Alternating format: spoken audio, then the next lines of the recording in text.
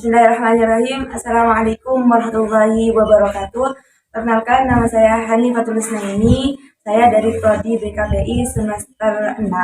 Di sini saya akan menjelaskan dari makalah yang telah kami buat, yaitu merencanakan keluarga sakinah.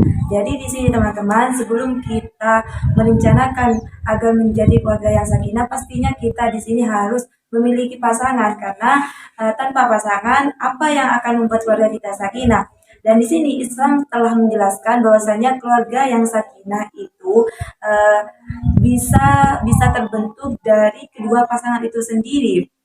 Nah, di sini kan Islam sudah menerangkan bahwasanya ketika kita mencari pasangan, yaitu ada 4 kiat yang perlu kita ketahui. Yang pertama yaitu lijamaliha, yaitu kecantikannya, kemudian linasabiha, karena keturunannya, kemudian limaniha, hartanya, kemudian yang keempat didiniha, yaitu ke agamanya, faktor agama. Dan di sini yang perlu kita ketahui, yang perlu kita tekankan yaitu lima lidiniha, yaitu karena agamanya. Karena ada sebuah keterangan wakilah dikatakan apabila seseorang itu menikahi seseorang karena lima liha, yaitu karena hartanya, maka Allah akan haramkan hartanya. Kemudian ketika seseorang itu menikahi seseorang tersebut karena li jamaliha, karena kecantikannya, maka Allah akan mengharamkan kecantikannya. Tapi ketika kita menikahi seseorang karena li diniha, karena agamanya, maka insya Allah nantinya keluarga tersebut akan menjadi keluarga yang tenang, keluarga yang sakinah, mawaddah, dan warahmah. Jadi bagaimana sih keluarga yang sakinah? Keluarga yang sakinah tersebut adalah pasangan yang tahu kewajibannya masing-masing. Jadi di sini sebelum kita menikah, jika laki-laki, kita harus mengetahui apa sih kewajiban seorang laki-laki, dan sebagai wanita sebelum menjadi istri, kita juga harus mengetahui apa sih kewajiban seorang istri. Jadi ketika masing-masing pasangan sudah mengetahui kewajibannya masing-masing, maka dalam keluarga itu akan menjadi keluarga yang sakinah, yang tenang dan bahagia begitu.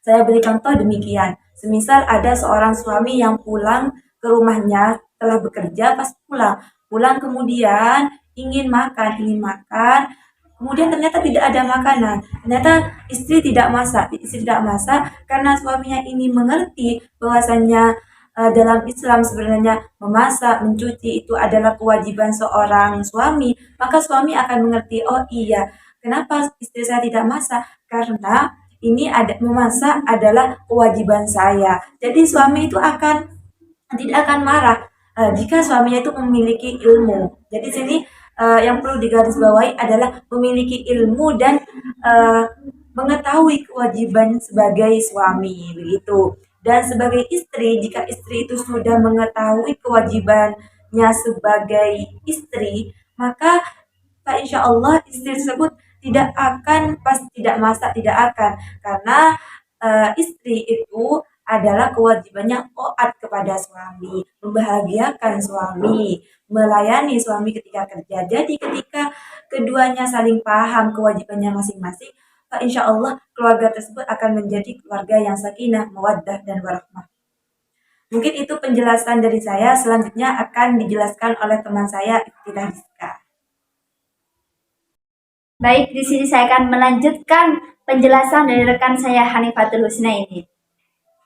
Bahwasanya keluarga yang harmonis itu adalah impian di setiap keluarga. Siapa sih yang gak mau mempunyai keluarga yang sakinah, mawaddah, dan warahmah? Tentunya pasti mau dong. Nah, kemudian kita juga tidak tahu kapan keluarga tersebut akan rusak, akan mengalami lika-liku dunia yang begitu kejam.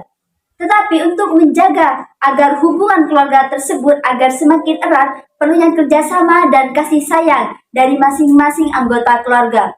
Harus saling mengerti dan harus saling menjaga supaya hubungan tersebut semakin erat dan bisa melanjutkan dari dunia dan juga di akhirat. Baik, di sini saya akan menjelaskan beberapa contoh keluarga yang tidak harmonis atau tidak sakinah, mawaddah, dan warahmah. Yang pertama, masalah tidak dapat diselesaikan secara bersama. Contohnya nih ya, sekarang banyak sekali permasalahan di keluarga itu perselingkuhan. Jadi kalau selingkuh, yang namanya sudah selingkuh itu sulit sekali untuk dipecahkan bersama-sama. Jadi dimohon kepada seorang suami maupun istri harus saling adanya komunikasi. Walaupun kerjanya jauh, misalkan kerja di Malaysia atau di mana, atau bahkan serumah, itu harus tetap ada komunikasi. Karena komunikasi itu penting untuk menjaga keharmonisan keluarga. Kemudian yang kedua nih ya, saling menyakiti dengan kata-kata. Bahkan kata-kata yang remeh kalau sudah tidak harmonis itu sakit hati banget nih ya. Contohnya, si istri mau minta antar ke toko Indomaret untuk beli sesuatu nih ya. Mas, minta antar dong mas ke Indomaret. Ya sudah, mas dia jalan sendiri. Itu kan sakit hati itu ya. Jadi mohon untuk beberapa pihak dari seorang istri dan suami harus saling mengerti. Misalkan si istri membutuhkan atau si suami membutuhkan, harus saling melengkapi. Misalkan emang tidak bisa ya harus diomongi secara halus, misalnya, Dek, nggak bisa sekarang ya, Mas masih capek, nanti aja ya sore gitu kan, lebih enak gitu. Jadi biar tidak saling menyakiti. Itulah materi yang dapat kami sampaikan. Semoga bermanfaat. Undur maqalah wala tandur makilah. Ihdinas siratal mustaqim. Akhirul kalam. Wassalamualaikum warahmatullahi wabarakatuh.